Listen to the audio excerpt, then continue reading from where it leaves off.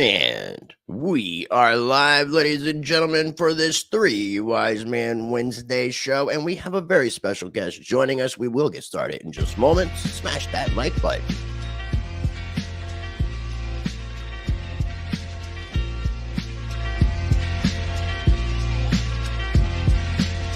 Rice TVX, the mic's live wire. American Pitbull, real gold buyer. Sound money advocate, vice defender. In the crypto arena, he's the top contender. From the gritty streets of the digital age, Rice lays wisdom, chapter and page. Silver, gold, he sports only the bold. Land, life, and liberty, these values hold.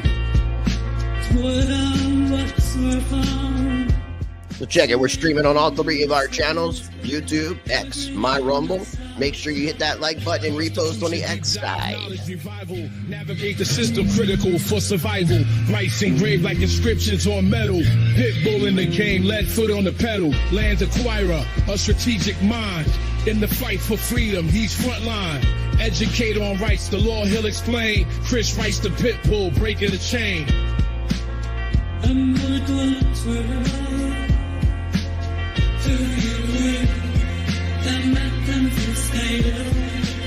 In the arena where truths collide, Rice TVX, the certified guide. Silver and gold, land and rights. American Pitbull in the freedom fights. In a world of chaos, he's the calm in the storm. Teaching the masses, ready to inform. Keys to crypto, rights we cherish. His wisdom like paths that others perish. Guardian of wealth, from digital to ancient. His legacy crafted, fearless and patient.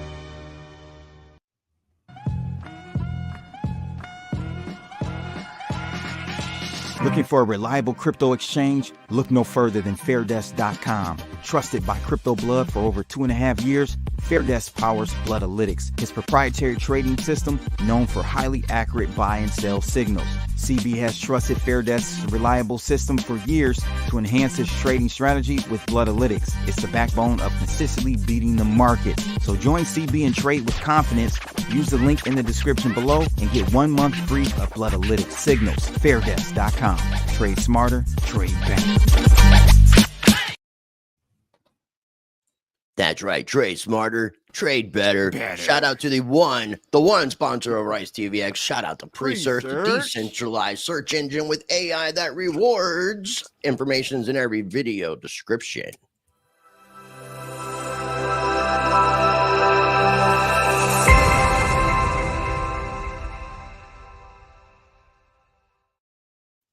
All right, ladies and gentlemen, thank you for tuning in. Before I take this thumbnail off the screen, again, we are streaming on all three of our YouTube channels. That is Rice TVX, Rice Crypto. We have Crypto Blood. We have Mind Your Biz. We also have a special guest in the house. So we're streaming on all of our YouTube channels, on our X accounts, My Rumble. We have links down below for each other's channels and socials in each other's video description. And today's very special guest is a man that they call the Drewth. The Drewth is with us. What is up, my man? What is up? And glad to join you guys. I don't listen to many other crypto influencers out there, and every single one of you on this show, some of the few people that I listen to in your opinions where we're going in the market. So big shout out to you boys, and thanks for letting me on. Thank you, man. And if people don't know Drew, which you should, he is obviously with Blockchain Basement as well. So make sure you guys are subscribed to the Blockchain Basement YouTube channel, following at Drewth Crypto. If you're not following Seth over on the X, he's at MineYour_biz. You can check out Blood at CryptoBlood_ and myself at Rise TVX. Yeah, you know, Rice, I heard Drew is in the Blockchain Basement because he's blockchain based. We are the basement, you know, nothing is below us and everything goes over our heads down here. But it's a pretty awesome thing to be a part of, man. Like the channel's just it's got legs of its own. Somehow the algorithmic robots have let us out of our cage over the past 6 months. And I was selling rice. Yeah, man, it's been crazy. I've had a chance to like talk to Roger Stone. We're talking on the Trump MAGA spaces. It's just an incredible time to see it kind of, you know, when a few years ago, I was like, I want to move to the woods. I want to be heard at the same time. I didn't know how I was going to get there. And here I am in Northwestern Georgia, just spitting my thoughts and my beliefs on the internet, and people are seeming to listen. So it's going good. Well, I would say too, that consistency, you know, it obviously picked up. You guys have been very consistent with what you guys have been doing. So, I mean, that I think is a big factor as well. And I'm even speaking to myself, but I'm saying, I think consistency definitely at some point, something's going to click. And, you know, congratulations to you guys. Thank you. Thank you, man. And thanks for joining us. And I do want to let people know that we had done that prepping for the apocalypse episode last Wednesday, and we were going to do a second part of that today with Drewth, but we decided to put that off for for 2 weeks from today, the 31st. So we'll be doing that conversation, the part 2 of the prepping. But today we're going to talk about Donald Trump, what happened at the rally, the assassination attempt, and me and Blood have covered a reaction that we did with Hotep Jesus on Saturday. We did a stream, I believe Sunday or Monday, I believe, where we kind of went into the stranger than fiction element with some prophecy from a gentleman from like 4 months ago that pretty much prophesized this thing to a T. And then the strangely tangled flag that took the shape of either an eagle or an angel, which just look at Seth. Seth shaking his head. Did you see the flag, Seth? No, I didn't see the flag, but here's the thing, man. You can show me the Shroud of Turin and it'll be like, hey, it looks like a piece of cloth. There's some stuff that for me, you know, I will, you know, I do give credit to the divine and to Providence. And I think that absolutely there was somebody watching out, you know, for our former POTUS here. But I try to be really careful about what I ascribe to the supernatural, because then, you know, if you ascribe too much, then you're giving everything to the supernatural. And where's there room left for us to do our bit, right? I'm always careful about that. Is this on the screen? Yeah, you can see this. You see this magnificent thing? Incredible. Incredible. I mean, if you haven't seen it, this is pretty crazy. The wind tangled it in just this particular position where it looks like it could be an eagle or an angel, and it just adds that much more to the idea that Donald Trump was divinely protected. Speaking of added, though, that lens flare is actually added in post. So again, let's be careful, right? Yeah, let's be a little careful. I get it. But okay, yeah, no, we got to be careful about all this. We definitely do. And me and Blood have said that. So we wanted to kind of get your perspectives from, you know, about everything, but more of the shooter side of things, the technical aspect of it, because some of that seems to me a little off. And without, I guess, putting video on, I can share a video in the background with no audio, is what I meant to say. That shows a little bit of I don't know if you guys had a chance to watch this. Drew, I didn't send it to you. Let's check it out. Quick little video that we can just play where it's giving a breakdown of the setup. Huge. Look at the people. I mean, I guess I could put a version of it on with sound if we're going to sit here and just be quiet as it's. Well, I mean, first of all, why are they all like skeletons or like aliens? Everyone else but President Trump is. Well, like just shout out to whoever created this thing on the fly, because I was thinking, like, how much work did it take to do this and put it out so quickly? Unless this was part of like the inside information, who knows? Can you guys hear that? Yeah, it's coming over. In Butler, Pennsylvania. Former U.S. President Donald Trump speaks at a rally.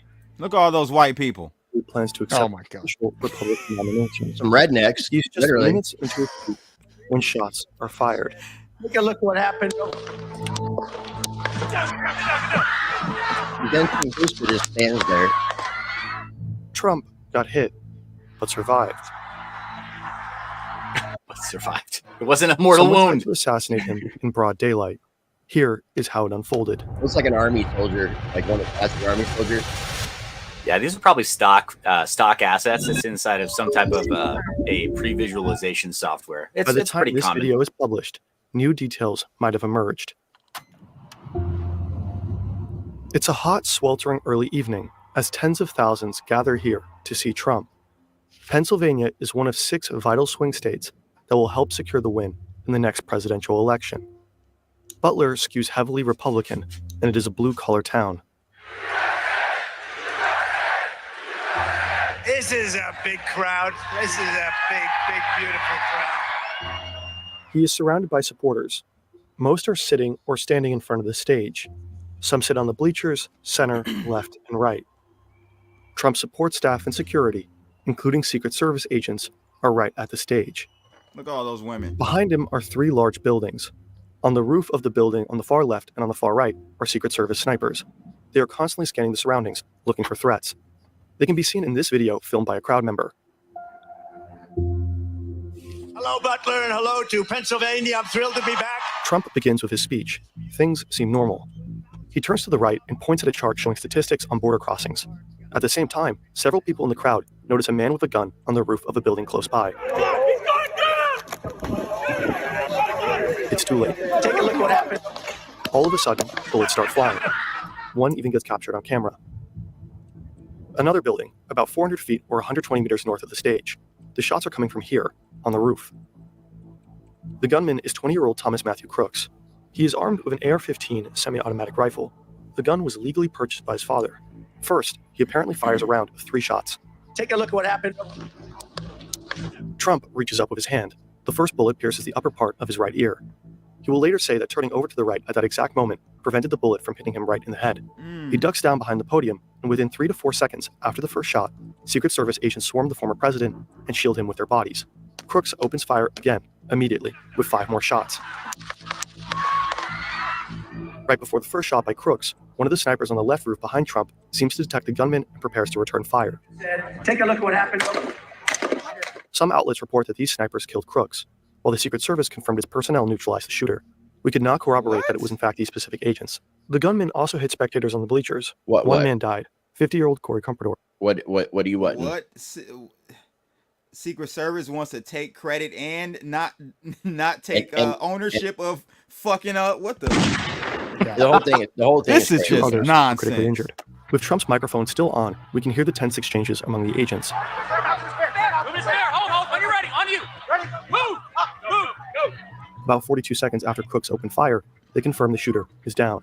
Are we good? Shooter's down. Are we good to move?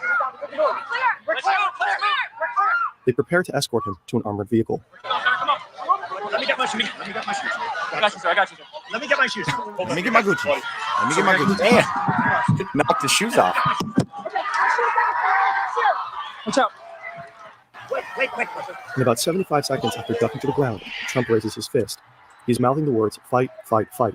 The resulting photos immediately travel around the entire world. The crowd starts to chant for the former president as he leaves the stage, bleeding. Trump is then rushed to a hospital. Later that night, he is flown to New Jersey. He appears to be well. Oh my God, there's so much. There are a lot of questions we don't have an answer. So We're gonna much. get to his question. Yeah, I mean, what the fuck are we doing hiring underqualified Secret Service agents that don't cover his entire body? Have you heard the? one of the excuses is that Jill Biden had an appearance in Pennsylvania or something else at the same time, and maybe he got the B team.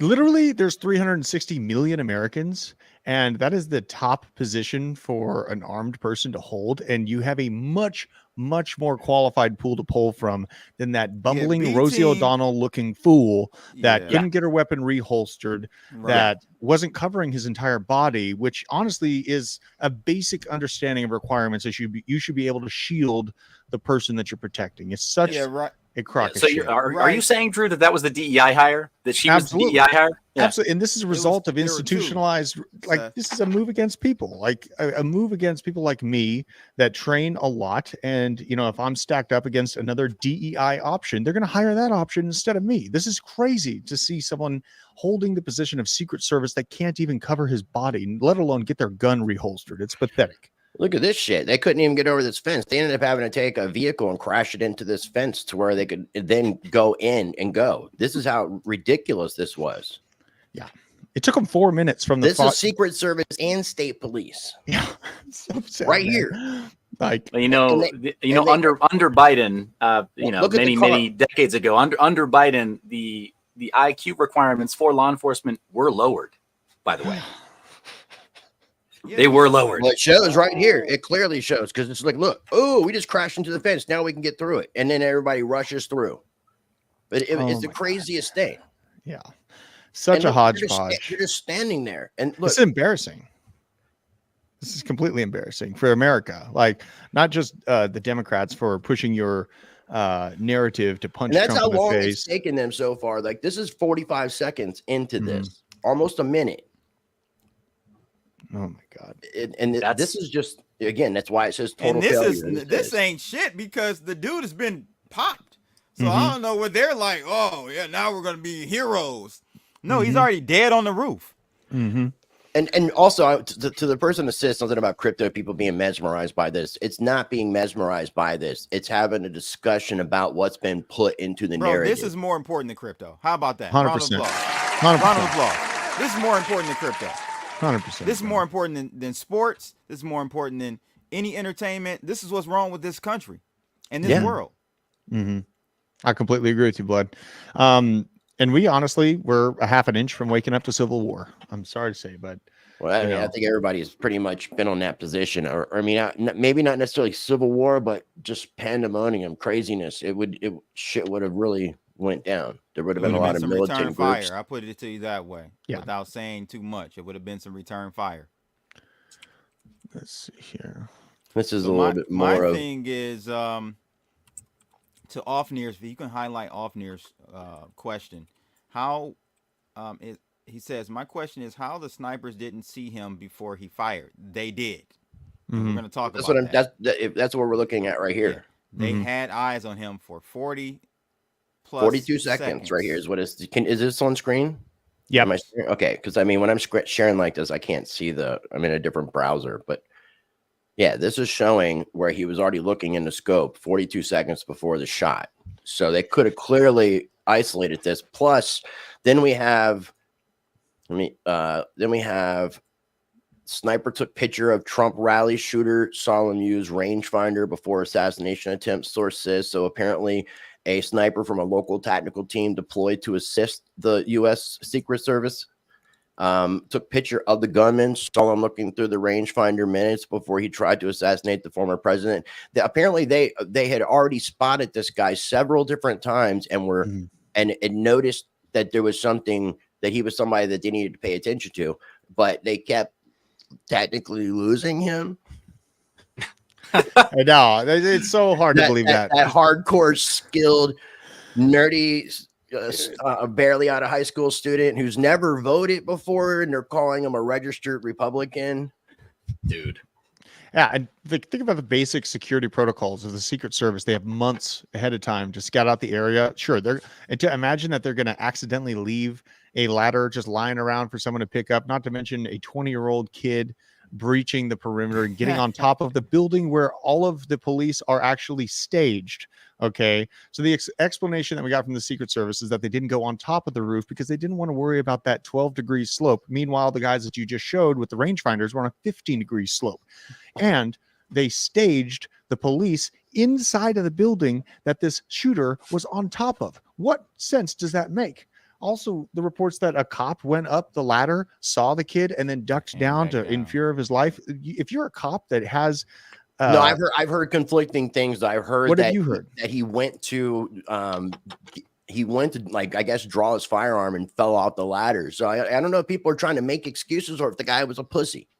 Yeah, I mean that's incompetence because you go up with your shit already. But also, drunk, dude, how honestly. many? This is the other thing that really disappointed me, and I'm glad that we're talking about it like this, is because how many people were filming this shit?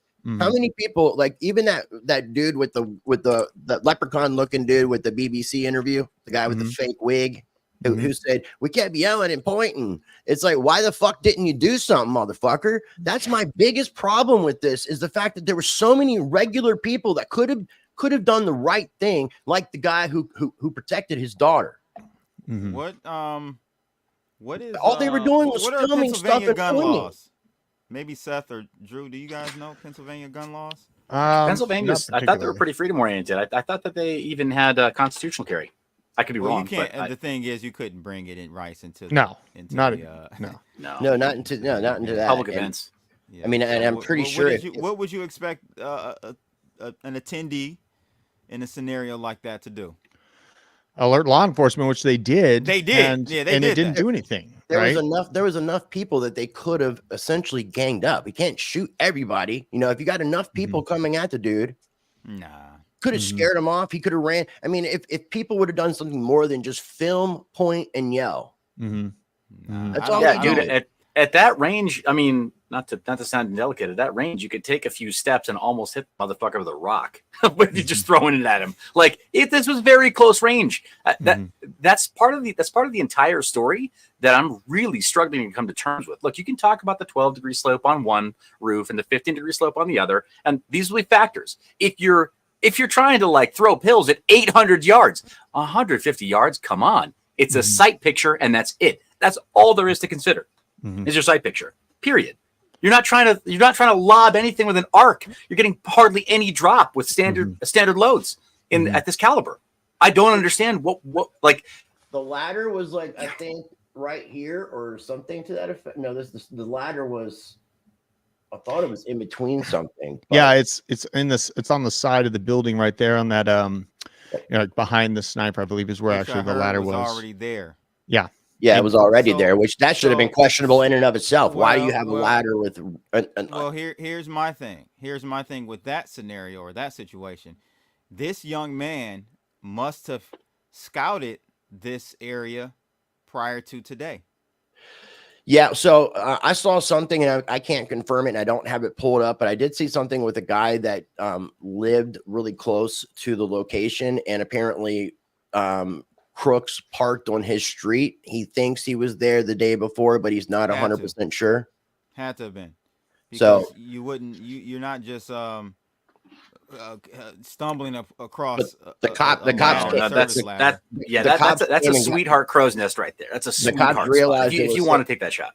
They realized, the cops realized it was his car, or his vehicle, whichever one it was.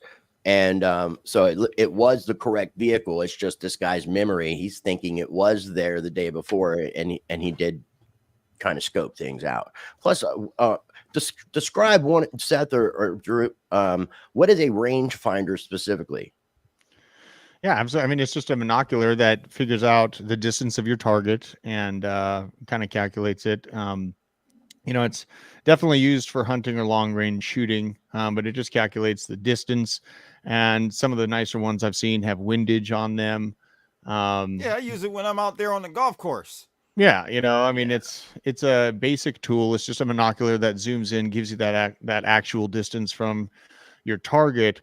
And, I mean, the idea that this kid had the chance to scope it out, like, bro, the Secret Service, their standard is to scope and secure these locations months ahead of time and stay on that secured location. They don't just relinquish and go home. Like, they work in shifts. You know what I mean? You don't just let it go and go out of your eyes.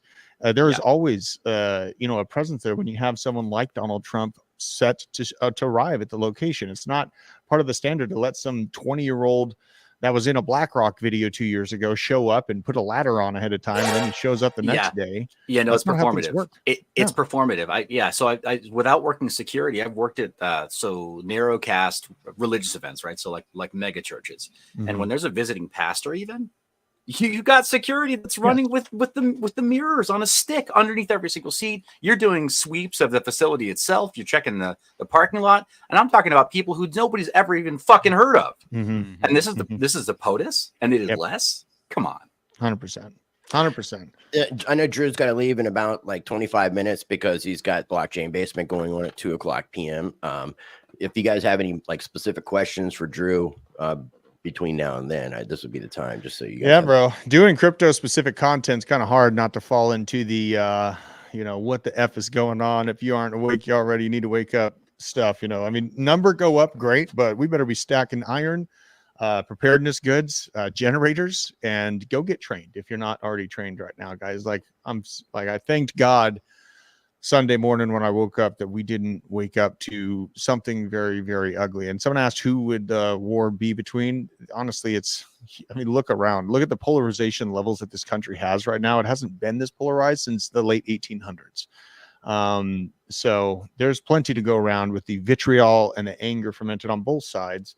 And it's been 8 years of calling us Nazis, Yeah, exactly. And did you guys hear that a masked man with a gun was at the RNC? Yes. Caught, captured. Yep.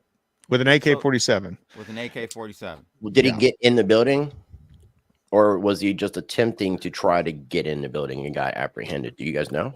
He got America's other boogeyman long gun into the building, apparently, right? So now we got both boogeymen. Exactly. Yeah, the cast is complete now. We got an AR and an AK. So we can do new legislation. Good job, guys. Well, and that's the gun grab. I don't think it was the first time there was an attempt. It was just the only public one we know of, and I don't think it's going to be the last time. And I don't think they're going to stop until they get the job done. Mm-hmm. Mm-hmm. And the kids' parents were like psychologists or like it was like behavioral therapists or something like that. Like there's so many weird things about this kid's background that really just don't add up. Okay. And Seth, read this out loud. Oh, jeez. Watch Signal Girl at 10 position from your view. Do a clock round with her sign. Give OK sign. Shot started. Watch woman at 2 position.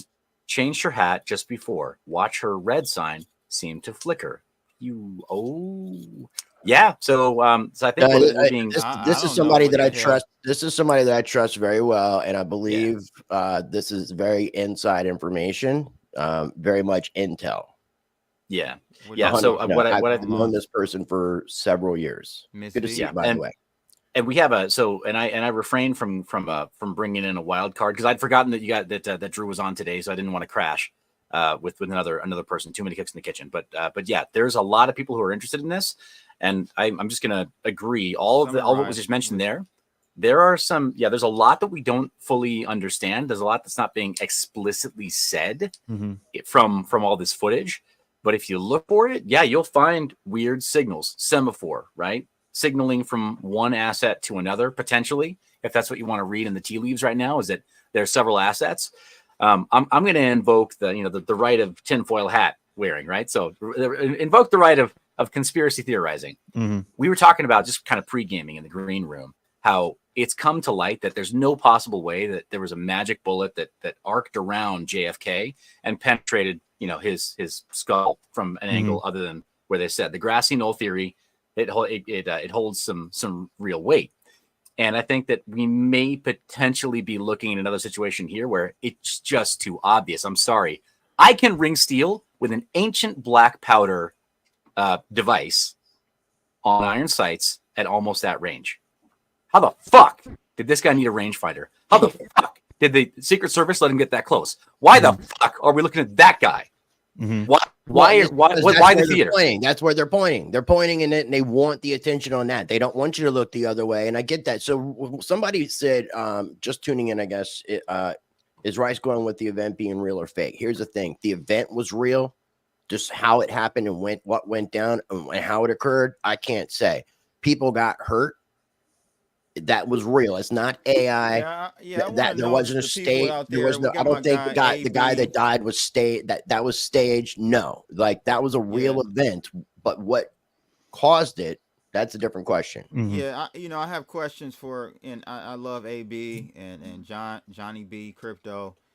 They're saying this was staged. It was a fake event. Now, if you believe that logic, and you're entitled to your opinion, how do you explain? Okay, first, Trump already ahead. Like, if he does nothing else, he was most likely going to be the candidate or the president, right? That's the first question. Why take such extreme steps and measures to do a fake event, to false flag, to get more support? Why do that when you're already ahead, big time? Secondly, how do you explain people being killed and injured? Yeah, well, and specifically, you're flashing signs of people who are incredibly weak-willed, easily manipulated, easily brainwashed, easily controlled. That's that, and this person that was found on top of the rooftop, you know, dead men tell no tales. They seem to show similar background. So he fits the description of a so-called Manchurian candidate. Then, and he is dead now. We don't know who this motherfucker's puppet master was. Right. We can't know. Yeah, that's the thing. Like, is the event, in my opinion, real? Yes. Was he the shooter? Possibly not. Well, I was on a space with the Trump coin team and Roger Stone a few weeks ago. And, you know, obviously we were ahead of the polls and everything was going great. But I was like, everybody, like, we are not out of the woods yet. The Democrats are walking around with a chip on their shoulder. They're walking around like they ain't got nothing to worry about in this election. Sure, go let a geriatric represent you. If I'm a deep state Democrat that wants to get the next election locked up or to retain power, there is no way in hell I would let Joe Biden get anywhere near that stage. But instead, what we saw is a complete complacency within the Democrats. Yep, they had knew the what chip they were on the about shoulder. to do. And They that's knew what exactly what they're about to do. I was warning everyone about it, and then it happened. And I'm like, I'm sorry to piss in your Cheerios, but here's the next. And I pissed on the Cheerios again with what's coming after the election too, bro. And that's if we have an election. Yeah, we talk about that too. You definitely tune in. It's just we are on such a razor edge right now, and I definitely think the blood was real, the deaths were real.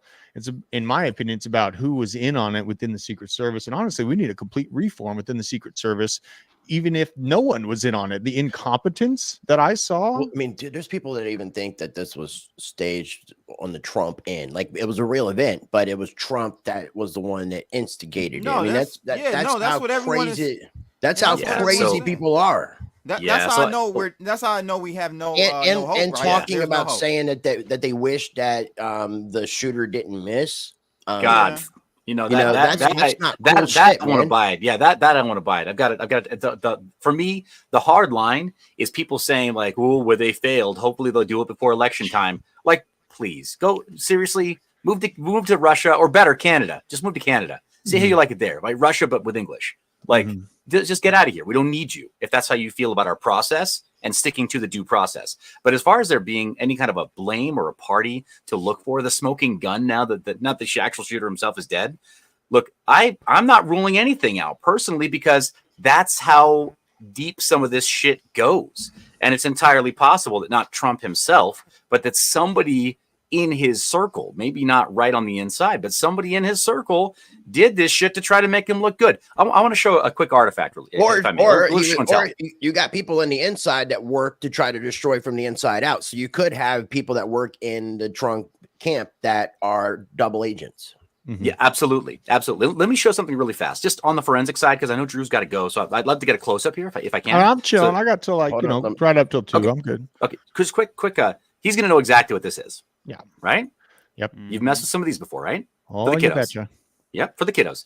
Now, we haven't done anything that's going to get anyone flagged. But I'm just going to say Drew knows that this right here takes the big, scary boogeyman rifle that everybody wants to regulate, and it allows it to be rechambered in a training round, in a training caliber.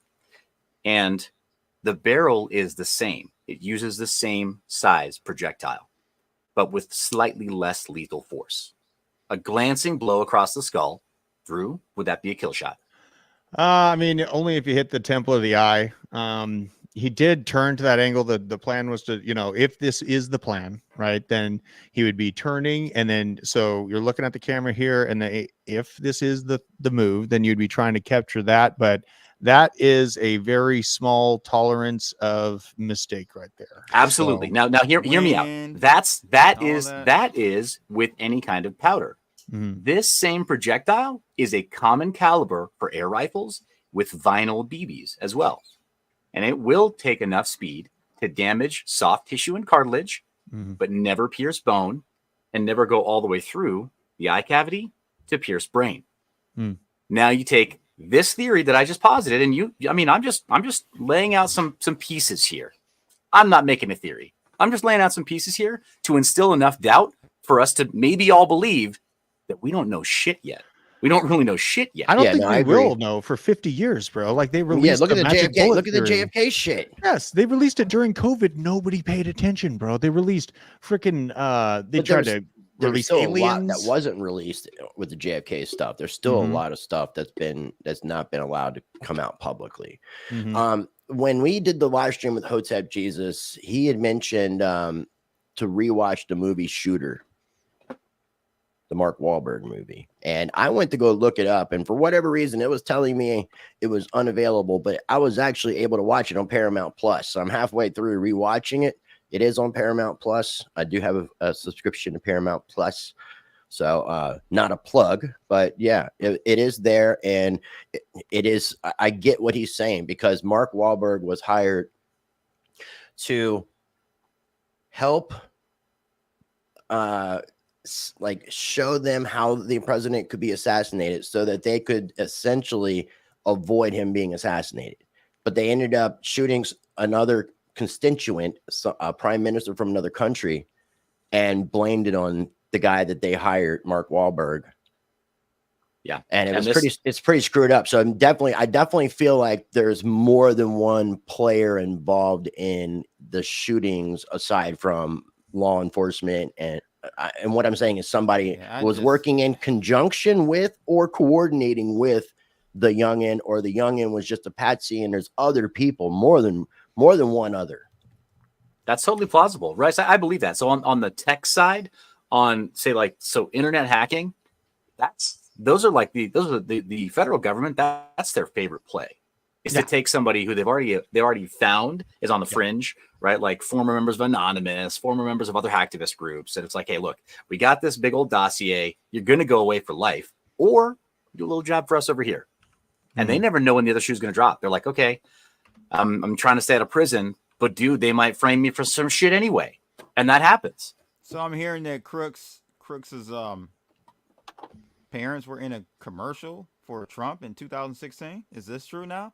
I've heard that said. I haven't been able to verify it yet. Yeah, I haven't been able to verify it either. If that's true, Rice, I'm going back to the simulation. Yeah, we live in a simulation. It doesn't make any sense. It doesn't make any sense. And whoever's running it is completely fucking with us. Yeah, absolutely. Absolutely. And by the way, this live chat is just fucking insanely crazy. That's why I'm not really highlighting a lot of shit, man. You guys have fun over there. Smash that like button. I mean, there's a lot of people that, rightfully so, it's hard to believe anything's real with how many basic, it's like a circus that we've been watching for the last few years. But really why I feel it is very tangible for this move to have happened to Trump, and why I was warning about it, is because we spent the last 8 years dehumanizing Trump and Trump supporters. We've had 8 years of politically elected leaders calling on the public for violence. That's exactly what they've been doing. They've been looking to inflict violence on political opponents and their supporters, not just the opponent. So when you desensitize a population for that amount of time, it leaves the ability for things like this to absolutely happen. And essentially it's giving MK Ultra vibes, but also a major problem within our any crazy left lunatics to go ahead and do their thing. That's what they've been doing for the last 8 years. Yep. And if we take the conspiracy theory out of the equation, I could truly believe this was a long shooter, a lone wolf, a person that acted on his own, again, fed by the media over and over, as Drew stated, conditioning that's been going on for the last 8 years. So it could go either way. It's polarizing. Yeah. It's almost as if you get PTSD from the mainstream media. Yeah. I mean, it's very effective. The narrative, and it just drives you crazy, and you get PTSD, and you end up climbing up a roof and trying to shoot a former president that's running currently. Yeah. I mean, I worked the last summer of love, right? They paid us, they hired us as contractors, auxiliary to the police department, and it was great pay. but it was a very violent time, and there was a lot of vitriol back then. Now I see the same signals, the same chants coming up for this Palestine movement. Just imagine what the streets are going to look like in city centers after Trump is elected, right? We got to think about what's coming in 6 months. Because they've been historically, when I say historically, just in the last 8 years, the left have been the violent ones. I'm sorry, like I'm your not trying to Antifa, make this like a stream. like your of, Antifa. like, I'm not that's trying left. to divide us any more than we already are. But let's just look at the facts, bro. It's always been the left with these violent moves. You know, predominantly in the inner city. You know, they get mad, we go riot, and we burn up shit. Seattle, Chaz, everywhere, you know, man. It's just like Chaz. There's armed roadblocks. People, patriots. That was Seattle, right? Yeah, and Portland, and San Francisco, and LA, and New York, and all of these major leftist downtown city centers turned into death traps in a blink of an eye. And look at New York City. Yeah, I mean New York never recovered. Like, New York is it's absolutely ready to boil over in New York. If you're in a city center and you can leave, just go to the suburbs just outside of it. You can still drive into the city. You don't need to be locked there. You guys, like, I don't understand people that I just love the city life. I love it so much. I love being able to walk to my little places. Like, it makes no sense if you have a family. A lot of people I know have been leaving, especially the New York City area, because of what's been going on. Yeah, and I liked Drew's timeline. Get out if you can. Get out in the next 6 months. I mean, not only do you see the valuations within those city centers cratering because you have corporations are uninterested in having their executives get punched in the back of the head or getting carjacked. They are moving to the suburbs. So you see this valuation of commercial and single family real estate having a really hard time in city centers. There's opportunity in the rural and suburban locations right now in terms of real estate. And, you know, we can leverage this to make money too. You know, we can also listen, we could buy, there's so many abandoned towns in West Virginia. We could just buy ourselves a new town. I mean, you know, we might be able to become the king of that new town if everything keeps rolling downhill like it is. I mean, this country is just on the knife's edge. And so let me ask you this, Drew. What do you see now for the election? Is Trump going to be the president? How do you feel about JD Vance? And also, yeah, those are two questions. I think if we're allowed to have an election and Donald Trump is not taken out by his adversaries, he is absolutely going to get that ticket. JD Vance, very based. He's bringing up some questions about, should we have voting here? How many ticks on the voting ballot should parents have? Maybe we should give parents a vote for every child that's their dependent, bringing up some pretty interesting conversations. But he also is, back in the day, he gave a nod to Alex Jones. He acknowledged Alex Jones's ability to bring information to the people. And reading all the stuff that I can find about him, I have not found a reason to dislike him. And that's with me going into this, learning about JD Vance with the idea of how Mike Pence betrayed Trump, right? I was very, very standoffish about anyone other than Vivek having Trump's back. Now that I've learned more and listened to more of the conversations about JD and some of his upbringing in the Appalachians, I'm actually feeling like the guy's pretty dang based. So I like him. JD's wife they're both pro crypto, but she was involved in the SEC Coinbase lawsuit, helping Coinbase. I think she just stepped down from her position. And I listened to a couple of people mentioning this, that if Donald Trump was to get elected and he was to go, obviously be the VP, that she would be somebody that would be good for crypto, and feels like it would be somebody who would actually be proactive with trying to help the administration versus just doing like typical old school women things like that the first lady does, like flowers and schools and, really generic things. So it seems like, she's kind of a go-getter in that sense. And I think she was actually in the same graduating class as Vivek at the same school. Yeah. JD named his kid after Vivek. He's got along with somebody else. Yeah. So yeah, it's pretty interesting. Yeah. So much comes to mind when we're talking about this. Like, I think that Trump presidency is going to be hyper bullish for crypto. He's going to take full credit for Bitcoin number go up. It's huge. All made in America. It's the best. And, you know, obviously China, they're opening up. They're going to open up the mainland to Bitcoin as well. But I think that monetarily, as long as Trump is able to get his spot, which I do believe he is going to be able to lock up right now, I think that this is probably the best crypto cycle that we're ever going to have right here, right now. As long as we can hold the line, keep Trump alive, and get the polls open, I think that this is essentially that super cycle, that mythological potential. Well, we got a crash that's going to happen, so it's got to happen before this big, huge crash. Yeah, Trump. I don't think Trump is the panacea for us. Like, I love him. I believe in what he stands for. He wants to make America great again. Yada yada, all that stuff. I'm down with it. I just think that the train has been in the motion for a destruction in our economy, even maybe before he was in office the first time. Like, I just think I see things really coming ahead in 2025 that even Trump can't stop. Oh, I completely agree with you guys on that. Like the big collapse, I absolutely think is coming. One thing that I am watching though is that the revenue from that Magnificent Seven everyone's so terrified of because it's going straight up into the right. The revenue discrepancy from the valuation of the stock is not there yet, but it will be there. So we got to watch out for when the revenues actually decouple from the valuation of the stock. We got Kelly Kellum coming up. What's up, Kelly? What up, Kelly? Yeah, I mean, I'm watching out for that collapse too, guys. I just I really think that it's going to happen about halfway through 2025 or the kind of the end of 2025. I think it's I think we're talking about the same stuff. Yeah. But that's kind of the time frame. And how does Trump handle that? What does he do? What do you think he does? You know what they do. They print more, bro. There is no fix. And you know, that's, you know what they do, because the Trump did not stop the debt from going parabolic. I acknowledge that. He wouldn't get picked. Yeah.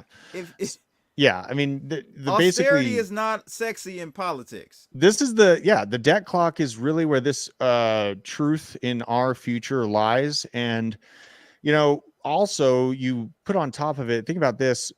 This is one hope that I do have for Trump in stopping this national debt from going parabolic is the demand for NATO to float the bill for their little World War III games. Rather than America. And Trump is signaling that he's going to make NATO put the money on the floor if they want to continue the conflict.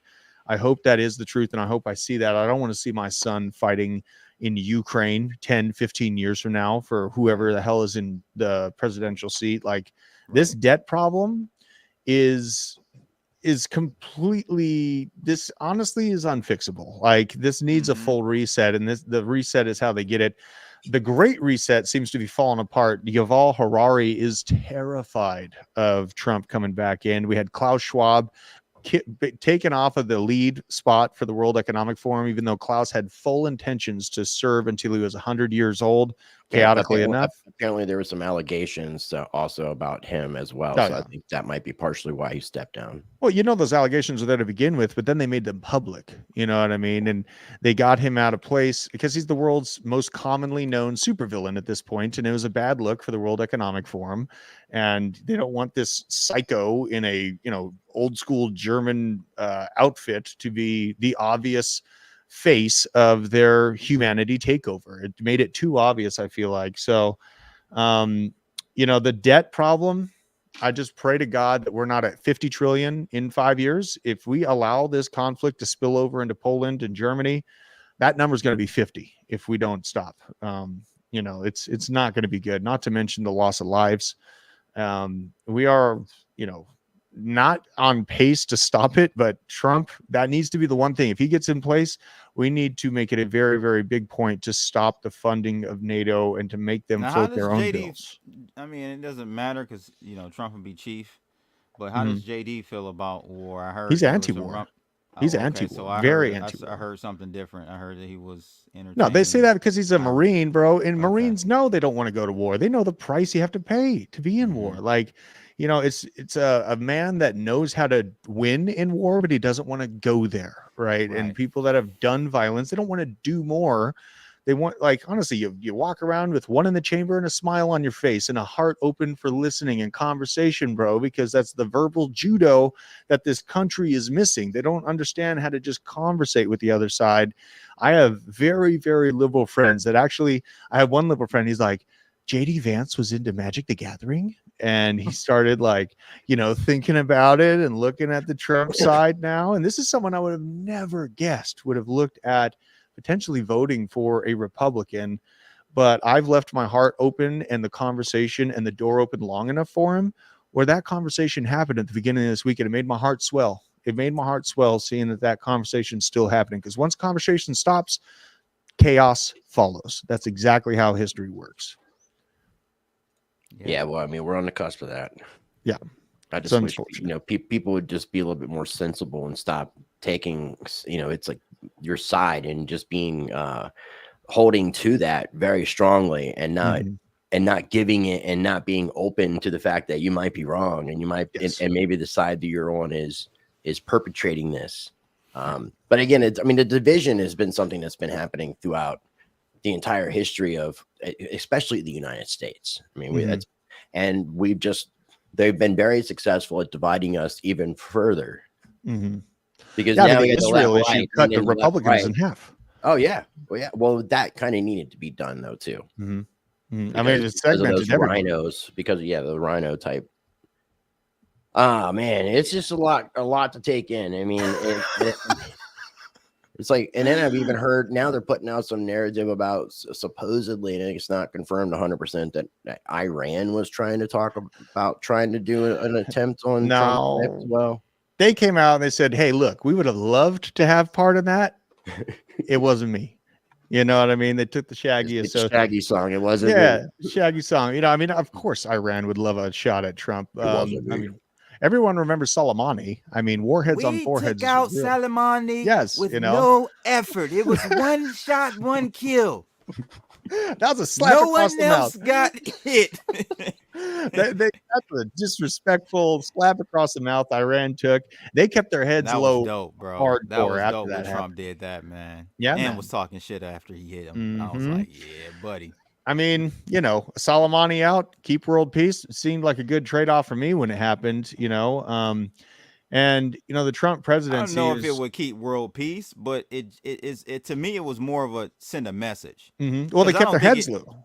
Yeah, because you just create more martyr. I mean, the martyr, you just create more you know, lunatics in the society who was on Soleimani's side. So I don't know if it really fixes it, but I don't know.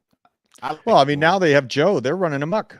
There's all kinds of stuff that popped off since Joe took the start. Now we have Iran feeding Lebanon, Hezbollah, all these other people. They're outwardly doing it because Joe is weak. They see the weakness and they're moving. Now, when Trump comes back, you saw Russian militaries writing "this one's for the ear" on their bombs, bro. Like even I believe that Putin and the Russian organization is actually going to be very open for actual peace talks once Trump is in place. Now, Web3 me, this Project 2025 thing supporting Trump, but Trump doesn't support it. So Trump would have to support and you know, but at the same time, you're talking about facts and logic, and that just doesn't play well on the left. But there's also some similarities, though, I will say, in what Trump is wanting to do. He's openly, officially said he does not support that. Now, I'm not mistaken. Often you're talking about like how are we going to reset and all this. The difference with this kind of a reset is that we are at the complete end of all of these fiat currency cycles. Like it has to be something completely new.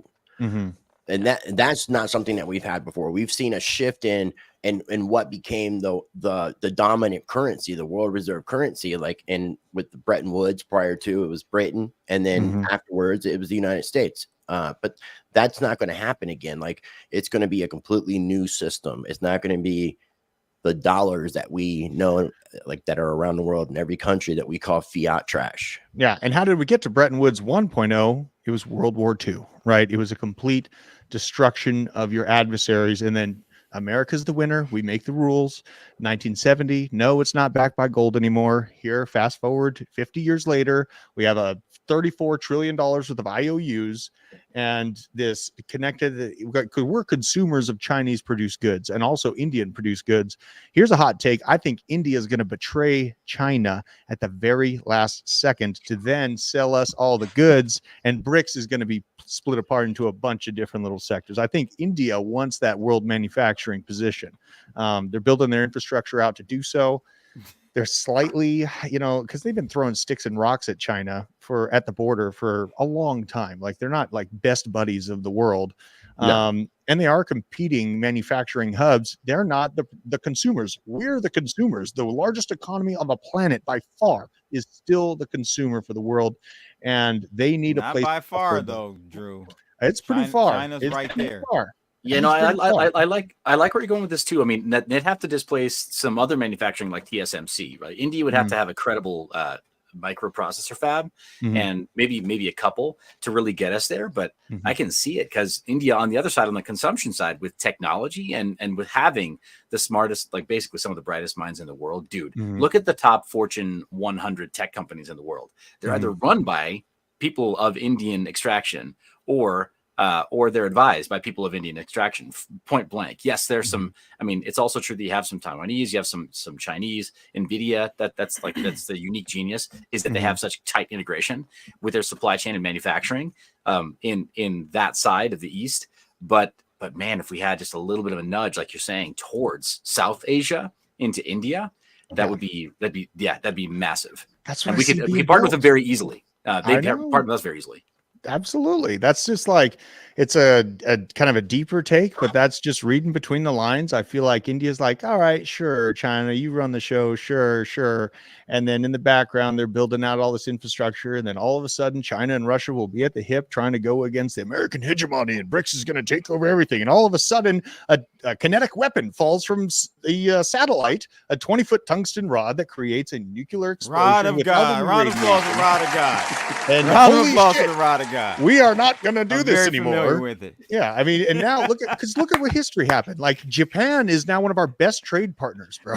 Like, remember what happened to Japan? Like, like, this is just a historical thing. I've got a Rod of God too. It just doesn't come from a satellite. Good one. Well, Drew, man, insert that joke there, didn't you, bud? Yeah. I appreciate you joining us, bro. Thanks, I know you got the live stream happening in 4 minutes. I do want to remind people that if they're not following you over on the X side, to make sure they are at Drewth Crypto, and then also make sure you guys are subscribed to the Blockchain Basement. You can't go and watch their live stream right now because we're not done with ours. But when we're done with ours, go catch the Blockchain Basement episode today. I appreciate you, boys. And I look forward to more conversations with you fellas. I'm going to be heading out to Bitcoin Nashville. I'll try to, guys, if you're going to Bitcoin Nashville, hit me up. Let's try to hang out. I'll see you next week. I'm coming to the media house, and I know you're looking for a place. So, yeah. Yes. All right, boys. I'm going to get ready. All right. Have a good one. Good show. Yeah. All right, Seth. Yeah, I guess the focus is going to be put on you as far as like more of your thoughts on this. I mean, like, do you think that this what was your immediate thoughts when you saw what had happened, and when did you find out about it?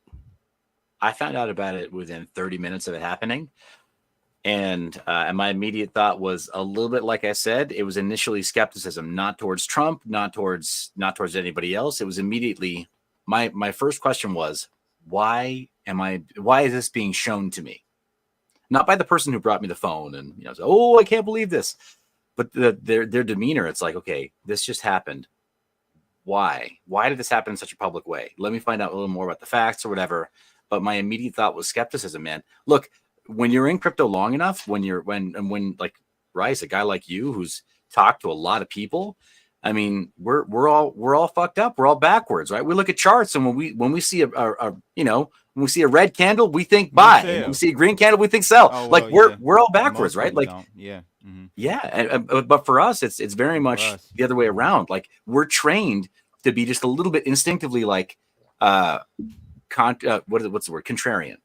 Just a little bit contrarian. So my first thought was like, I can't just believe what I saw. I can't just believe it at face value.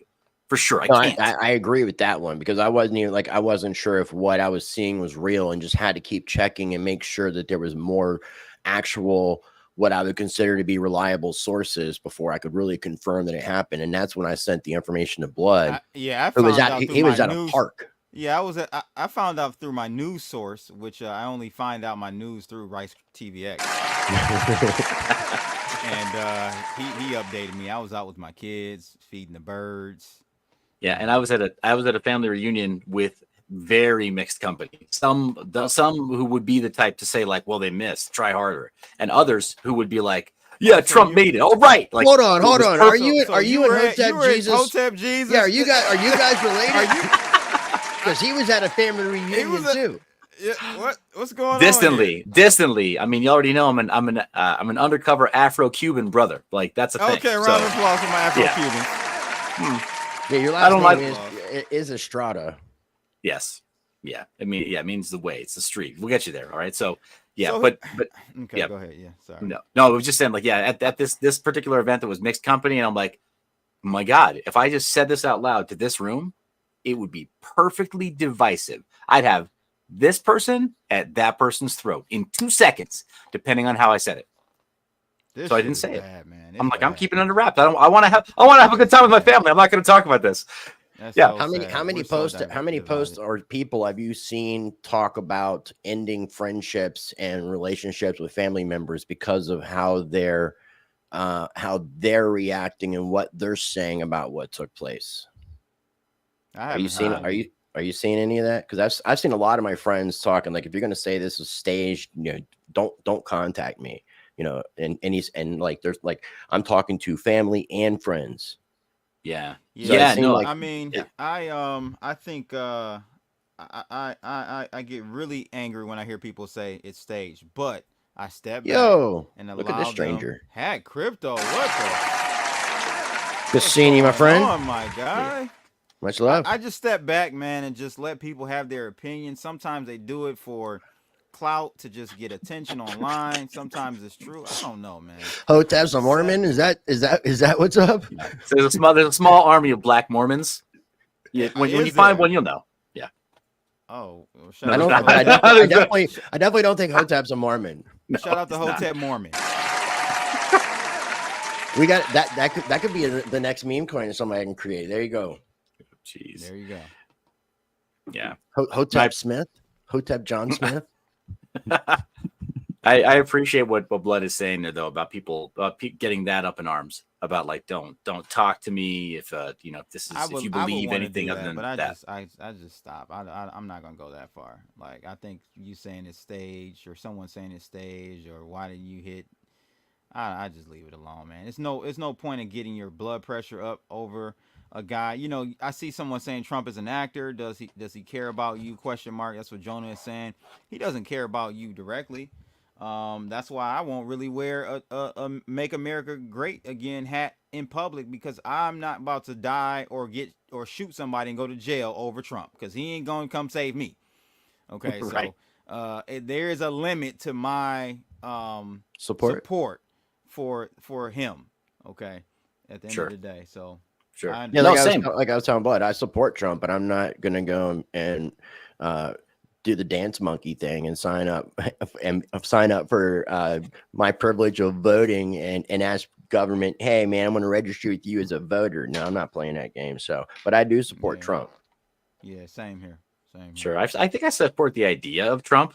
I mean, what y'all are saying. I like that. That's more, I guess, of what this is, because I mean, it's much more than to me the individual at this point, because of the things that he seemingly is trying to accomplish. Yeah. So I love so it looks like our friend Steve here is asking a relevant question, and I think it's very reactive. I think RFK got there first, and I think that RFK was enough of a threat on the campaign trail that Trump's team said, it's not really you versus the other guy, it's you versus this guy. This guy has the ideas that are capturing the minds and hearts of the youth. I've had 2 people reach out to me and say something to the effect of not going to Bitcoin or rethinking going because RFK Jr. and Trump will be in the same place. Yeah. What I'm not looking forward to is having my asshole search trying to go into this conference. Pretty much. Cavity search is coming, homie. Yeah, right. Never. Don't meet your heroes. Well, that's happening for Bozak. Bozak's getting the cavity search for sure. If he's going to be going to Bitcoin conference, he's getting it. But the security is not going to be fun. Actually, I'm going to stay away from Bozak while I'm at that conference. Yeah, you gotta wonder at some point. You mentioned like the sanity of like being a fanboy for a politician. You gotta at some point you gotta question all of our sanity for doing some of the stuff that we do in the crypto ecosystem. Like we just tank these giant targets on our back every other weekend. We're like, you know what? This would be fun. Why don't I just talk publicly about this thing that I don't think about it that way, Seth. I think that, like we said before, these kind of conversations need to happen, and more people need to hear conversations like this so that it could be an example of how others can have similar conversations. And that's how we can get away from this divisiveness and find common ground, because that's the one thing is there is common ground. I told Blood about stories of like specifically this one crazy story of these two racist people, a black dude that hate white people and a white dude that hated black people, but they ended up becoming best friends because they both smoked cigars and they found this common bond over cigars. But otherwise, they hated each other's race. Sure. But I mean, all I'm saying is that it's all fun and games till, like you said, the body cavity search is on the menu. Like, why do we do this? Why do we do this to ourselves? Sometimes I question. And then I was thinking maybe it's just going to be the day Trump's there, but no, it's probably going to be all 3 days. It's going to be a pain in the ass to get in and out of that conference, which I like to go out and smoke, and that's going to be a pain in the ass. They'll probably have like a smoke section within the perimeter. Hopefully, because it's ridiculous. It's going to be ridiculous having to go through that much crap. I mean, I find it fascinating. Just being, this technology of Bitcoin being put out in the white paper Halloween 2008, and the first Bitcoin being mined and created January 3rd, 2009. And now in 2024, we got a presidential nominee, former president, going to be speaking at a Bitcoin conference. I mean, I thought it was pretty interesting when you had people like Edward Snowden. But this is almost like another level. I mean, like Vivek is an RFK, but not a former president. This is what has me worried about it.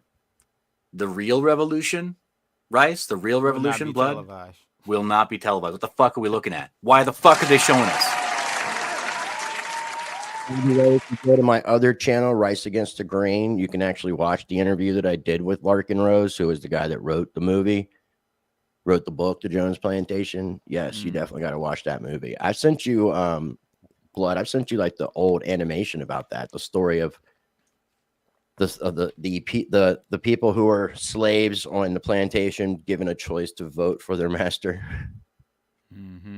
But if they just realized that it didn't matter who the master was, they were just going to keep getting screwed in the end. So yeah, definitely got to check it out. And it's a good movie, and there's a short version of it. I wouldn't consider Trump that scenario. I know. I know a few people in the chat room feel like he's an actor. He hasn't done anything. But if you objectively just zoom out and look at Trump as an individual, as a brand, what did he really gain from running in 2016? Absolutely nothing. He lost money. Look at the headache of all legal shit. He's the only president that actually lost a significant net worth going into that. And he admitted during, I believe, an interview he did either on Fox or something, where he said he was not going to run again. I don't know, maybe he said it during the debate, but he said, I was not going to run again. There was literally no reason other than to, it's to credit his own ego. He has a huge ego. He thinks he can go save the world. So he thinks he can save America, but he's doing it in an altruistic way, in my opinion. So I think also that can all be true, and he can still be a useful idiot for some groups' desired ends, right? Like in the same way that the fog that covered the world in end of 2019 into 2020, it might not have been something that anybody in a position of power was initially planning on. It might not have been as planned as some people say. But then once it became a reality, it was like, oh, cool. Never let a good crisis go to waste. We got to make sure that we enact authoritarian policies, push through omnibus bills, and grab more power, because we can right now. If we wait, this moment is gone, and we can't enact our other plans that would require this level of public concern and panic. Like we will not be allowed to grab this much power because we can claim it's an emergency. We found out exactly how urgent it really was in the end. Not quite as much as they claimed, but did we grant them all that power? Yes, we did. I mean, it's the same playbook we've been saying for our adult lives. 9/11, when you initially saw that on TV, you were gripped with terror, right? You weren't initially thinking like, oh, something's not quite right here. They might grab emergency powers that we never relinquish. They might, suspend habeas corpus and come up with any bullshit excuse to whisk, a grown man out to Gitmo indefinitely. Yeah. For, without probable cause, even other than just naming him an enemy combatant. Patriot Act and all that forfeiture stuff, all that. Yeah. Exactly. Yeah. All that stuff. That's what I'm saying. Our adult life, the hallmark of our adult life, if you're bridging Gen X into millennial age, your adult life has been watching your rights slowly erode because of every little manufactured crisis. So as much as I want, again, and what you just laid out, Blood, that to me is the idea of Trump. And I love the idea of Trump. I'm with and you. I worry that's being used against me to manipulate me into giving more power up. Interesting. If you're talking about Vincent Fusca, I met him in Washington, D.C. on January 5th. I partied with him and drunk with him, and he is not JFK Jr. He's too short. He's definitely too short. A question for Web3, my guy over on my side. He said Trump was a bad businessman who was born with a silver spoon. He lost money. Is not an argument for Trump. So I just have one question for you, Web3 me. How much was revealed Trump had in cash in the New York case? I think the courts ended up revealing he had $500 million in cash, liquid, $500 million. I didn't know he had that much. I was like, damn, it's a lot of money to have liquid. If that's a bad businessman, my friend, you and I are complete failures. Complete failures, because we don't have anywhere near $500 million in cash. Yeah. What is Trump's quote though? By the way, Blood, that take was incredibly based. And also, somebody said that your mic is low. I agree. Your mic is a little bit low. It is. All right. Yeah, a tiny bit. But up a little bit. Hey, giver's gain. Thanks for giving the game. But right, that's a good one. I like that. That's a good one. We're some funny motherfuckers. Yeah. Yeah, I mean, dad jokes, man. It's age appropriate. So as far as sorry, I get to say that because I don't totally look my age, but sometimes I act it. Anyway, Trump, my issue with his quote about I started my business ventures with a modest loan from my parents. What was his quote? What was the dollar amount? $2 million or something like that. Yeah, if it's a modest loan that starts at 7 figures, may have been 8. I don't know, man. I don't know. I think that there are games that are played at a certain level because you have a safety net. So you have a fault tolerance. Trump being a somewhat narcissist. Like he doesn't want to give his dad that much credit for giving him that launch pad. That $2 million loan. He's a modest $2 million. He wanted to, that's how I took it. However, didn't even at $2 million from his father too? At $2 million, Seth, I think you're businessman to take $2 million and make it billions. Most still can't do. Yeah, no, that's can't do. It's unique genius, man. It's tenacity. It's tenacity for sure. It's the art of the deal. Oh my god, the art of the deal. And if you guys haven't ever seen it, there is an Art of the Deal movie that was put out on Netflix that has Johnny Depp playing Donald Trump. It is amazing. What year was it made? A couple years ago. What? I think it's still on Netflix, but yeah, look, Johnny Depp playing Donald Trump. Let me see if I can pull up some images of it because the accent, everything, man. It's crazy. It's so crazy. Yeah, well, yeah. But he may have personally paid Johnny Depp's salary to ensure that happened. That's as far as casting, right? That'd be like Of course, Just insider trading off near. Definitely, he was doing inside. Listen, you don't get to the $1 billion level without bending or breaking the rules. It's just not. You can mistakenly become a millionaire, okay, but you cannot mistakenly become a billionaire. That's my assessment on that. I was seeing if it had like a trailer for it, but it stars Johnny Depp. Ron Howard's in it. Trump wasn't home. Yeah, this is pretty interesting. Jeez. Well, and now after this week, Johnny Depp's gonna have to do a sequel, isn't he? So yeah, there he is, right here. That's funny. That's Johnny Depp being Trump. That's hilarious. From like and it's like Art of the Deal era stuff. It's pretty hilarious. Funny or Die. Okay, Wow. so it's one of those like mid budget productions on Funny or Die. I thought it was a serious thing. A full, yeah. No, it's not. But it's not like derogatory either. It's just it's pretty interesting. It's funny though. I think it was interesting to see Johnny Depp join Donald Trump. Off near is Griff top signal? Like, we haven't seen Griff in a while. Maybe Griff is top signal. Round of applause.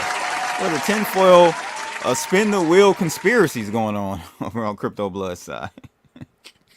Let me ask you gentlemen this then. So since this is a unique opportunity and a highlight of my week, I think we've talked about this offline before. The majority of my time goes to advisory and consulting services and building a business called Blocks Media Group. We're incorporated in Estonia and also incorporated in the United States.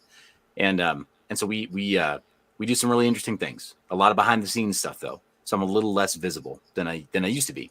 So this is huge for me, and this is where you get me basically completely unfiltered as with these two gentlemen. So if you haven't hit like on their channels, then please do. I think we had that effect. I realized that there is such thing as unfiltered blood, and there is a such thing as unfiltered rice. Oh my God! They actually exist in real life outside of this simulation. Amazing. Nope. Well, then let me ask for the unfiltered versions. You get if it. you were to indulge me a little bit on a conspiracy theory side, we haven't seen the full story. We don't have the full story. No, I said, that's why I go back and watch that Shooter movie. That's why I'm watching it, because it's giving me a different perspective on this. Like, and I did watch it before, but it wasn't something that I remembered very specifically. So rewatching it made me recall like what was going on. And definitely, I feel like a lot of what we see, a lot of what they show us and what is distractions for the stuff that they're not showing us. And in so many different areas. Yeah. Okay. And so with a little more specificity, what do you think they're not showing us? Dun, dun, dun. I mean, obviously, I think the real shooter involved in this, or the fact that there's more than one 20-year-old kid to pull this off. That doesn't seem likely that this young man, 20 years old, was, unless I'm wrong, but just based off of what I've seen with people talking that I went to school with him and knew him, there's no way that he did this, especially by himself. Gotta have a patsy, man. You got to have a patsy. So who really did it? And then really there's obviously so many motivations and so many different people that would like to see this take place. It's like, it's hard to really focus in on who specifically did it. Yeah. Okay. Yeah. I mean, Trump has obviously made a lot of enemies. It's almost a very similar situation to McAfee. Like, who the hell knows who actually took McAfee out? There were so many people that probably wanted him dead that we don't really know, because he was taken out. Yeah. Yeah. Same thing. He had so many enemies. It's like, how can you really pinpoint what happened? Yeah. I'll play it towards the end of the video. Lil Bag Baby. No, he Lil Bag wants to see the whole thing. Oh, well, he's got to find it. He's got to wait. You got to wait. You got to find it. It's somebody's going to have to find it in order to be able to see the whole thing. That's all I'm going to say. Do you have the whole thing? I have not the entire episode. No, and I don't think anybody's going to be able to find the entire episode, but I have the snippet for the episode, which has, I would say, most of like my thing that was going on there. There was the only thing it didn't include is the very end. You know, like at the end where they pull everybody up and the audience asks questions. At least that's what they used to do. I don't know if that's what they still do or whatever. But I had basically the person that I was on the show with, I dissolved the relationship, but it really wasn't actually. But I did it on national TV. I dissolved the relationship, and I was like, you know, basically nobody asked me a question. I just kind of nipped it in the bud, and like nobody asked me a question at the end because I just like pretty much dissolved. I came out, attacked the guy, and then dissolved the relationship with the lady, and that was it. So yeah, if you guys can find it, good luck. McAfee was in Cuba with Pac. Nice. I didn't know Tupac was in Cuba. Okay. Where is Michael Jackson at? And Elvis. Where the hell is Elvis? And don't forget John Denver. Can't forget John Denver. Can't forget John Denver. As a matter of fact, talking about John Denver, though, let me see if I can pull up this before we wrap things up, because this is interesting. Because why would John Denver want to fake his death? That doesn't make any sense at all, does it? No. Then again, being in entertainment, he might have needed witness protection. That's the one that died in the plane, right? Yeah, he did that song, Take Me Home, Country Road, Take Me Home to a place I belong. Shout out to THC. He said Trump should have had Jesse Smollett as VP. Round of applause. Absolute fuckery right there. I love it. THC. This is one of the strange rumors. You guys ready for this one? And this is more likely than JFK Jr. because JFK Jr. would be taller than me, and this guy was shorter than me. But this is interesting. Yeah, your buddy, man. He looks like that's John Denver. I know, but I'm saying he looks like John Denver. No, I'm just saying your guy, whoever his name is, he just looks weird, man. Like so does John Denver. That's John Denver right there, like back in high school. That guy looks like a grown ass man. That's John Denver. So John Denver, Vincent Fusco. Why do they keep comparing Vince to all these people? Here's the comparisons with again more. Oh my god. And this is on X. Let's see who's posting this. Oh no, unable to view this because this account owner limits who can view their post. That's so crazy. How can I see it on here but not be able to actually look at the? That's weird. Yeah, and now you see right here in the corner. Q9, baby. Yeah. Shout out to the Kool-Aid drinkers. I had to block a couple of them. We're not talking about these Qs, not the not those Qs. A different Q. It's been a good show, man. I appreciate you guys doing this. And I really, before we wrap things up, make sure you guys are following Drewth over on the X at Drewth Crypto. Make sure you subscribe to the Blockchain Basement if you're not already following. Wait, hold on. I gotta just interrupt. So the Vince guy, he was at Jan 6. I didn't see him in DC. You told me you met him. Oh, no, yeah. What am I? Yeah. But I didn't actually see him at the rally. But he was. But in DC. he was there. He had to be there. But yeah, he obviously was not. He was at the attempted assassination. If you go back when Donald Trump was running in 2020, he was behind Trump at every single rally. That's why everybody. How? Somebody thought he was important. But how, Sway? How does he keep getting within feet of Trump on every significant event? He's a nice guy. He's small. He's not threatening. Maybe he asked and they let him do it. Is he a major donor? Is he at all? He doesn't seem to be wealthy. From what I gather, he lives in the Pittsburgh area, so he's already in that vicinity. He hasn't been going to rallies like he used to go to. So, and some people say there's multiple versions of that same guy, but I think that's bullshit too. Oh my God. What he told me, because He's the guy that said that I reminded him of Walter Cronkite. And I took that as a fucking compliment. Hey, As anyone Walter should. had a storied career, yeah. So I'm drinking with him. should. I'm serving drinks. This is with Bruce Porter, Washington Elite. Bruce Porter was the one who had the spot. If you guys know him, I'm not sure, but he's the one that had the spot. And I was serving, I forget the Rice. They're There was- going there was in, bro. there They was say a, you're the head of CIA. I might be. They've cracked the code. He's just the neck. He's just the neck of the CIA. Don't get it twisted. Wouldn't that be funny? Oh my! Wouldn't that be crazy if I woke up tomorrow morning and that's what the simulation did to me if they made me the head of the CIA? Oh my God! But it is weird, dude. Like I went to go stay. It's a little weird, I'm bro. staying at this guy's He's house. the I'm same staying at this fucking guy is like- I'm staying at this guy's house. Bruce Porter. He invites me. I had no plans of going. It's crazy how it ended up working out. Someone I knew was driving, and then Bruce offered me a place to stay. It was like something wanted me to be there. And then when I go there, I knew there was going to be a party. I knew that he was inviting a variety of people. He said he was hoping General Flynn would show up. I didn't think anything like that was even going to take place.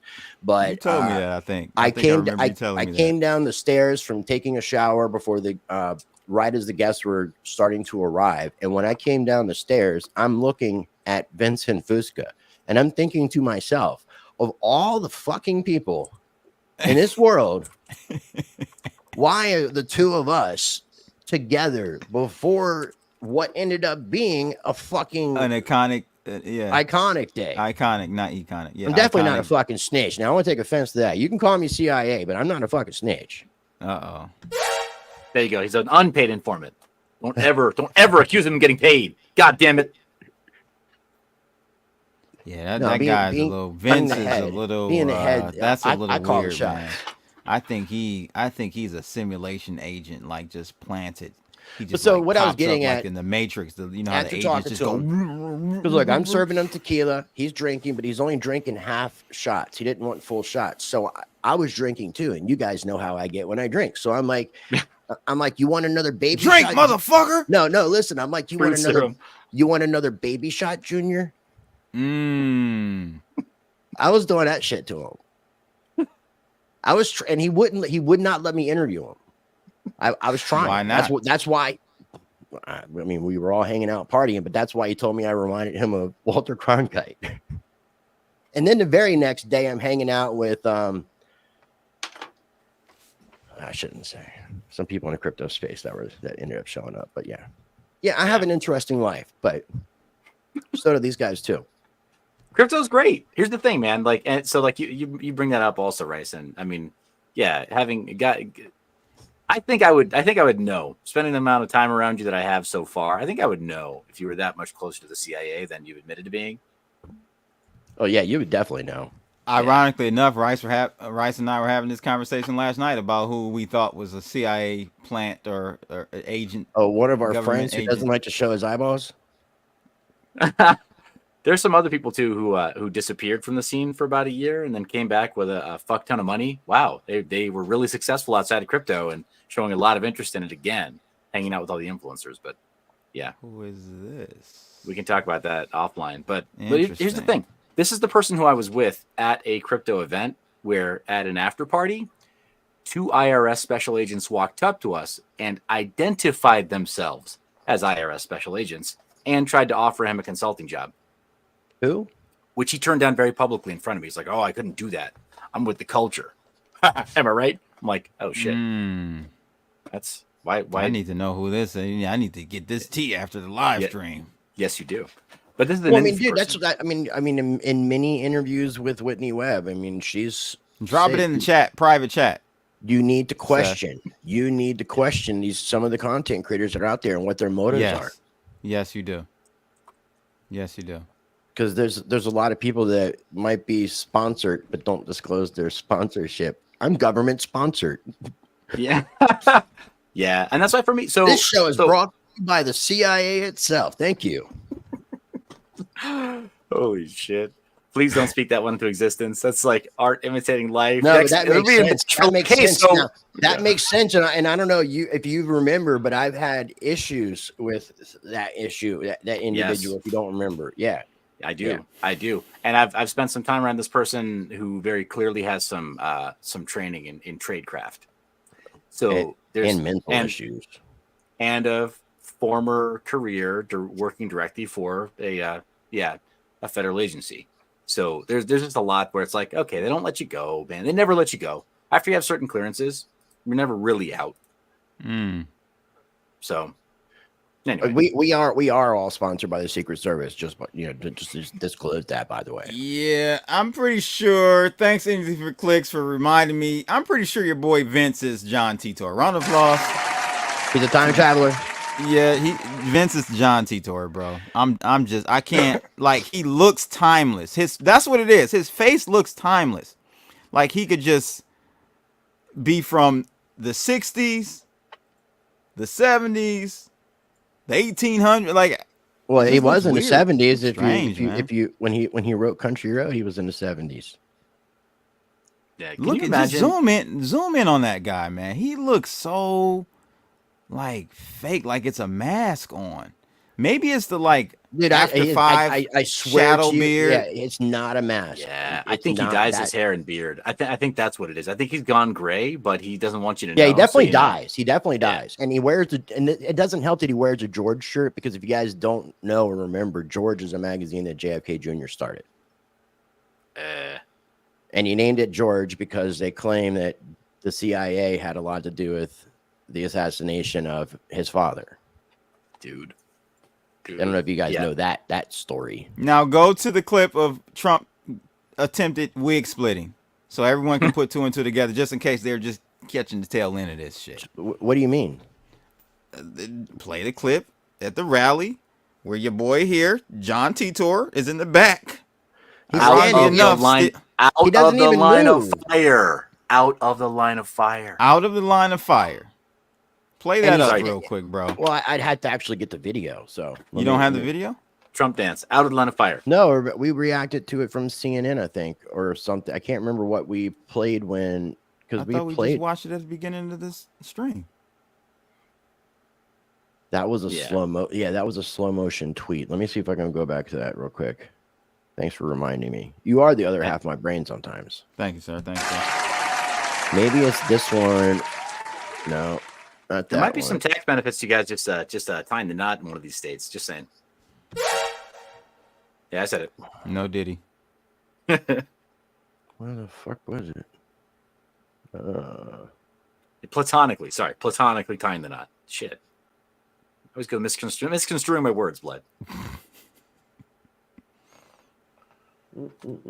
Yeah, I mean, he's definitely, what's weird, and a couple people were noticing like I've seen a lot of people, like big content creators, YouTubers, that are doing reactions, and they all talk about him because he's so noticeable, and he's just standing there. But and he's like, he has problems with his legs. Maybe this is. I don't think you're going to see him in this. No, because he's over here on this one. So, whoa, who's that dude with the? That dude with the Hulk Hogan goatee. Right here? He's white. We coming for you, nigga. You see him right there? Yeah, it's like white. It's like one of the Steiner brothers. No, didn't show it. Let me see here. Hold on. We got to show the people, bro. This shit is, again, simulation, man. I'm sorry. We're in a simulation. I'm convinced. Where's the live stream that we did?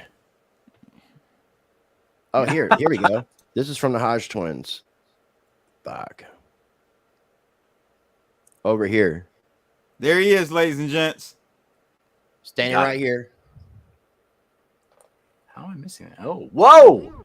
Yeah, no, it's his favorite hat, favorite shirt, favorite jacket. He's wearing a George shirt. He's wearing the same outfit. No, actually, that's a different shirt. No, he's just standing there. He's just standing. He's way too cool. That motherfucker's way too cool. Way too cool. Out of the line of fire. Out of the line of fire. Acting way too cool. Stupid motherfucker. Now that is now, Seth. That's after 8 or 9 shots. Correct. He get at that point. Shot, none of these people are using suppressors. Shot. He's still standing. The lady beside him's not sure what to do. She's not sitting down because he's standing. He's still standing. He's still standing. He's just standing there. He's like one of the only guys. He's just standing there. He's looking around. Yeah, it's like that James Franco. It's like that James Franco meme. He's turning to this person first time. First time in a presidential shooting. I pity Maybe I actually met a fucking time traveler and didn't know it, dude. What if he just like disappears like radon? Oh, under the ground Bryce, right now. We gotta do this, man. Now the three of us will definitely get caught up in a dragnet at the next conference. They'll be like, hey, so we want to talk to you about some things. Indeed.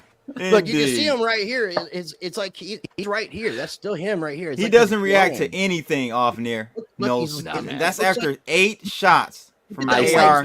Look at the white glow right there. That might have been when he teleported back to his time. That's when he teleported over to the flag to turn it into an angel. I need the rim shot. Sorry. Actually, what was I thinking about? There was something I had a really good joke for that. It'll come to me about that thing. It'll come to me. I had a AB said he knew it was a show. Dude, how did he know he was out of the line of fire? He just stood there, bro. Like maybe he's got Parkinson's or something.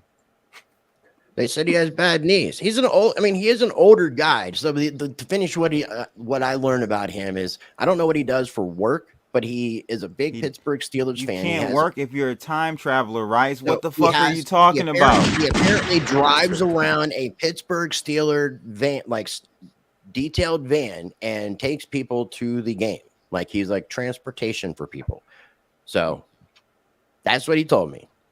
Now, Bruce Porter knows him. Bruce Porter has his number. I've messaged, because I told you I messaged Bruce Saturday to try to get him on the show with us because I wanted to talk to him. I'm like, I want to talk to somebody at the Trump rally. And I'm trying to get in touch with Vincent, but Vincent doesn't want to talk to Walter Cronkite over here. Yeah, damn. Well, there's got to be a way, because here's the thing. One of the couple things happened. He had prior knowledge, or he's just so old and tired that he's like, all right, Jesus, it's my time. Like, go ahead. I'm out here. Yeah, believe me, off here, Rice, you got to get him trying, on, bro. I'm That'd trying. Legendary. Okay, I've already messaged. If you guys want to tag Bruce Porter on the X and say, get Rice in touch with Vincent Fusca, now we can all do that. So you guys can make tweets out there, and his handle is at Networks Manager. Networks NETWORKS Manager. I guess I can pull it up and then you guys can, because I've messaged Bruce, and then I even sent another message with just his name, Bruce ? He's not responded back to me, but Bruce has his number. And if you guys want to tag Mr. Bruce on X and say, Bruce Porter, Bruce, get him. You need to get Rice hooked up with Vincent Fusca. They need to get him on a show. He needs to come on with Rice and Blood, see if Seth's available, and we need to make this happen. We need the time traveler to join us. JFK Jr., John Denver, whoever he is, he needs to come on our show. And this is our connection. This is our ticket to it, people. So tag Mr. Bruce Porter and make sure you make your voice heard. Shout out to the Porter brothers. Well, great stream, guys. Thank you. Make sure you guys go follow all of us. Yeah, let me pull that up because that's the last thing I was doing before. And good luck since you're Walter Cronkite. Yeah, maybe I need to start using some of his taglines. Make sure you guys are following Seth on X at MineYour_biz. Make sure you're following Blood on the X at CryptoBlood_. Make sure you follow me on the X at, not me there, but Rice TV X. We have links for each other's channels and socials down below in the video description. I mentioned to Blood, if you two want to do something next week, you're more than welcome. But if not, I'm coming back on the show with us doing this Three Wise Man Wednesday on the 31st, 2 weeks from today, and Drewth will be joining us for preparing for the apocalypse part 2, unless something crazy happens between now and then, which it more than fucking likely will. Jeez, right? Say your prayers. Yeah. Eat your vitamins and say your prayers. Yeah, and stack the ammunition. Yeah. Any final thoughts, guys? No, We've been saying it. We've been saying it. Lead and brass, best investment ever, especially now. Yep, I agree. All right, you guys smash that like button. If you're watching on X, please repost. It'd be greatly appreciated. I encourage you, as always, to be a blessing to others. Treat people how you want to be treated. Be the glitch you want to see in this man. Just be the change you want to see in this world. Question everything. Know yourself. And until next time, was that fast enough for you? That was pretty dope, bro. I thought you were, Eminem or Twister or something. Holla. Yeah, that's how we roll. No, that's me from DC.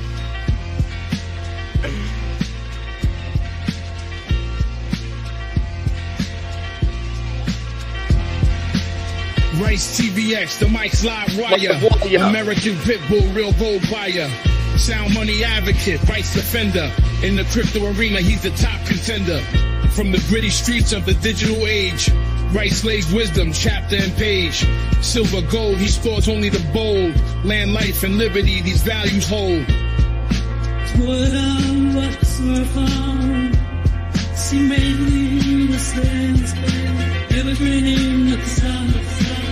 Constitution, deep dive, knowledge revival. Navigate the system, critical for survival. Rights engraved like inscriptions on metal. Pitbull in the game, lead foot on the pedal. Land acquirer, a strategic mind. In the fight for freedom, he's frontline. Educate on rights, the law he'll explain. Chris Rice, the Pitbull, breaking the chain. What's one move in bed that makes a man go crazy every time? Oh, you gotta give him that spit on that thing. In the arena where truths collide, Rice TVX, the certified guide. Silver and gold, land and rights. American Pitbull in the freedom fights. In a world of chaos, he's the calm in the storm. Teaching the masses, ready to inform. Keys to crypto, rights we cherish. His wisdom like paths that others perish. Guardian of wealth, from digital to ancient. His legacy crafted, fearless and patient.